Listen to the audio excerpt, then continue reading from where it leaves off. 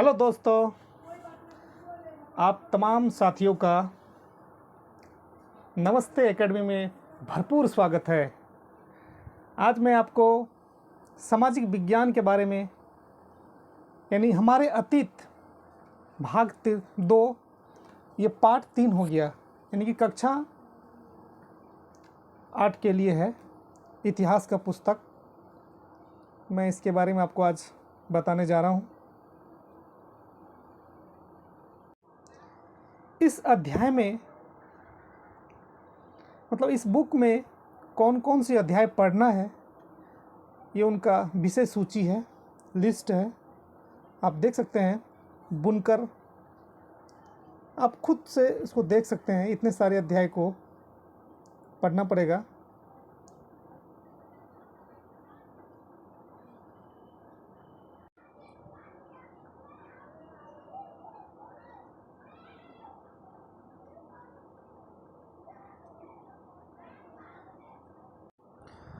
चलिए हम शुरुआत करते हैं।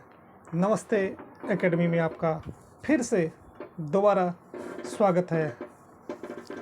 बुनकर, लोहा बनाने वाले और फैक्ट्री मालिक।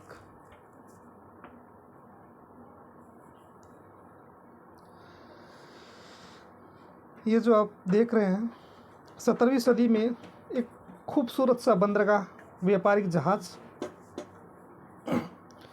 इस अध्याय में हम खास तौर पर कपड़ा, लोहा, इस्पात, इन सब चीज़ों को बहुत ही बारीकी रूप से देखेंगे।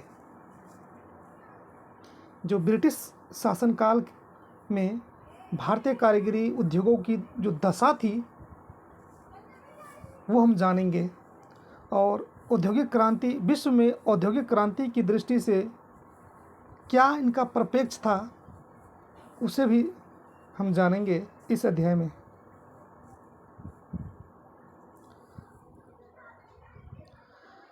खास तौर पर जब ब्रिटेन ने 19वीं सदी में दुनिया में औद्योगिक प्रमुख राष्ट्र बना था, उसके बारे में डिटेल से इस अध्याय में जानेंगे। 1950 के दशक से जब ब्रिटेन का लोहा और इस्पात उद्योग भी पनपने लगा तो ब्रिटेन दुनिया का कारखाना कहलाने लगा। ब्रिटेन के औद्योगिकरण और भारत पर ब्रिटिश विजय और उपनिवेशकरण में गहरा संबंध था।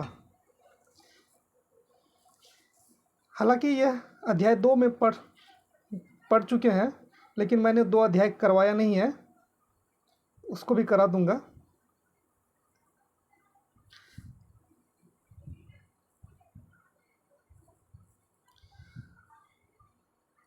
भारतीय कपड़े और विश्व व्यापार बाजार। आइए पहले कपड़ा उत्पादन पर एक नज़र डालते हैं। ये देखिए हमारे भारतीयों की कलाकारी। बंगाल पर अंग्रेज़ों की विजय से पहले 1750 के आसपास भारत पूरी दुनिया में कपड़ा उत्पादन के क्षेत्र में औरों से कोसों आगे था। इसका मतलब ये हुआ और सब कंट्री से भारत उस समय बहुत आगे था कपड़ा के उत्पादन में।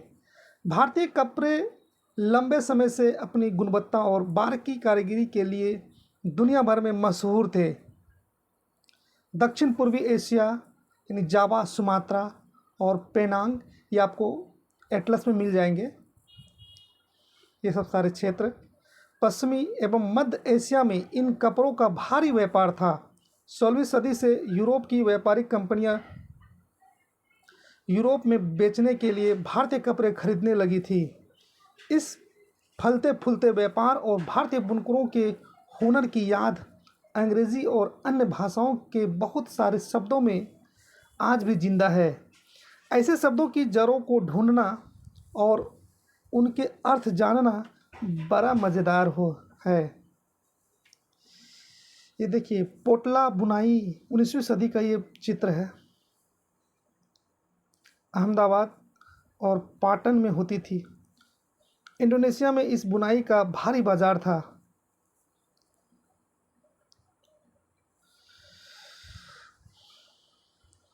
यूरोप के व्यापारियों ने भारत से आया बारीक सूती कपड़ा सबसे पहले मौजूदा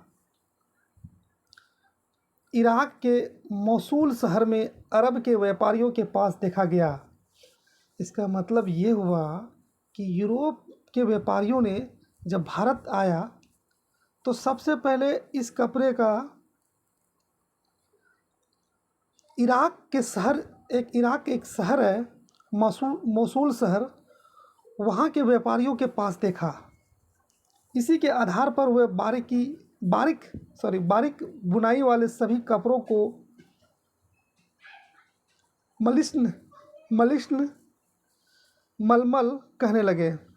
सिंपल भाषा में बोले तो मलमल कहने लगे। जल्दी ही यह शब्द खूब प्रचलित हो गया। मसालों की तलाश में जब पहली बार पुर्तगाली भारत आए तो उन्होंने दक्षिण पश्चिम भारत में केरल के तट पर कालीकट में डेरा डाला। सबसे पहले जब पुर्तगाली भारत आए, केरल के तट पर इन्होंने अपना डेरा डाला और यहाँ से वे मसालों के साथ साथ कपड़ा भी लेते गए। कालीकट से निकलने शब्द को कैलिको कहने लगे, यानी कालीकट से निकले शब्द को कैलिको कहने लगा।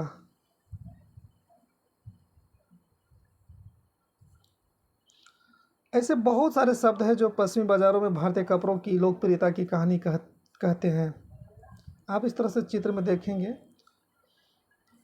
1730 में ब्रिटिश इंडिया कंपनी ने कलकत्ता स्थित अपने नुमाइंदों के पास भेजा था। वही के मुताबिक उस साल कपड़े के 5,89,000 थानों का ऑर्डर मिला था। ये कपड़ों के थानों का ऑर्डर मिला था। यदि आप इसी वही के पन्नों को पलटते तो आपको पता चलता कि उसमें सूती और रेशमी कपड़े की 98 किस्मों की जिक्र किया गया है। यूरोपीय व्यापारी उन्हें पीस गुड्स कहते थे, जो आमतौर पर 20 गज लंबा और 1 गज चौड़ा होता था।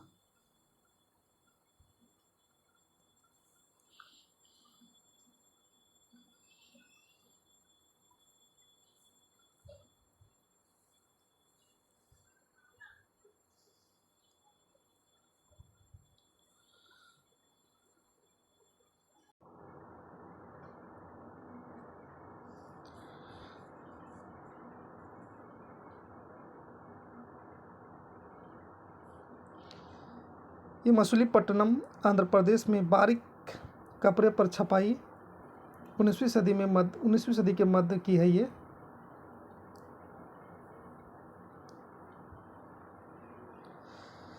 इस श्रेणी में चटक रंगों वाले बहुत ऐसे सारे किस्में के कपड़े आते हैं जिन्हें बांधने और रंगसाजी की विधियों से ही बनाया जाता है।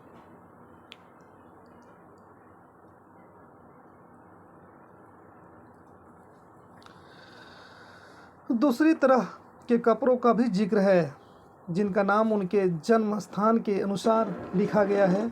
कासिम बाजार, पटना, कलकत्ता, उड़ीसा, चारपुर आदि इन शब्दों के व्यापक प्रयोग से पता चलता है कि दुनिया के विभिन्न भागों में भारतीय कपड़े कितने मशहूर हो चुके हैं।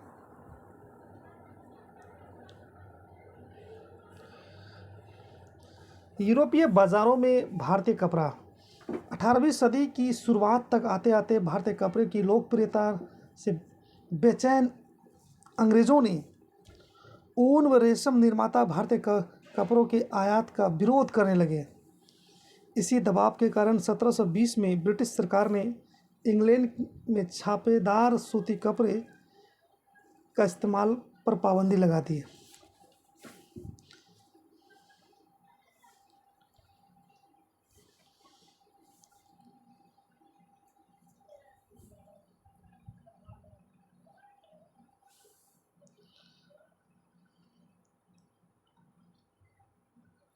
उस समय इंग्लैंड में नए नए कारखाने कपड़ा उद्योग खुल रहे थे।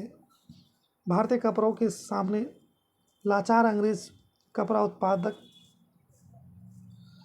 उत्पादक अपने देश में भारतीय कपड़ों के प्रवेश पर पूरी पाबंदी लगा दिया। दुष्ट अंग्रेज इस तरह से हरकत करते थे हमारे भारतीयों के साथ।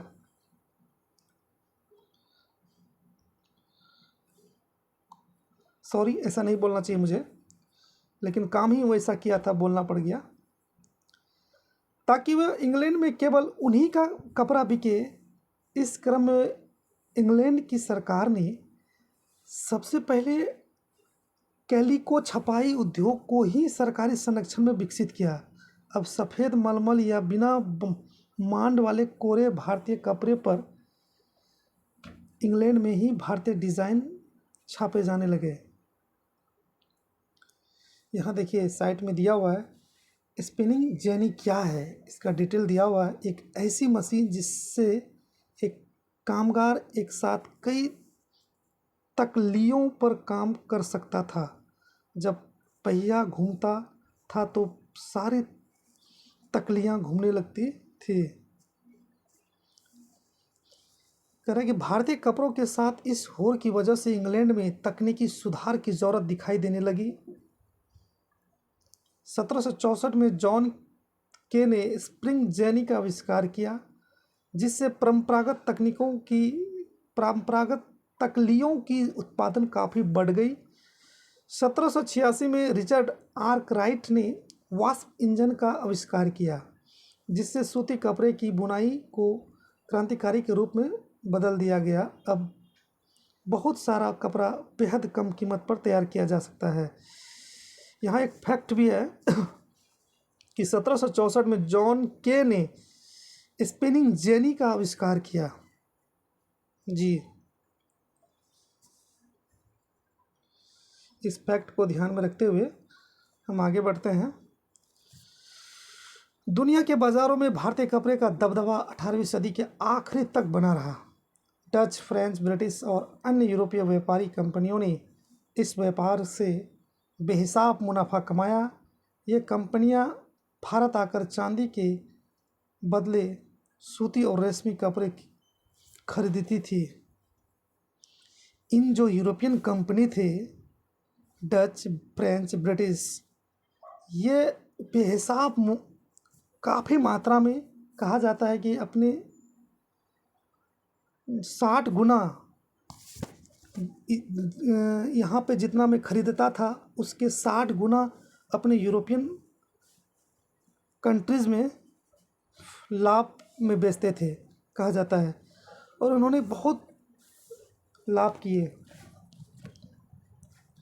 राजनीतिक सत्ता मिल गई तो उसे भारतीय चीज़ें खरीदने के लिए चांदी मांगने की ज़रूरत नहीं रही।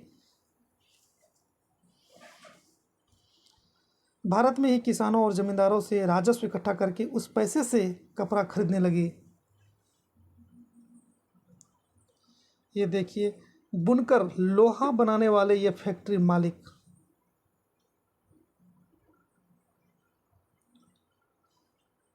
जी, मैं अब यहाँ से दूसरे वीडियो में लेकर आऊँगा। तब तक के लिए धन्यवाद।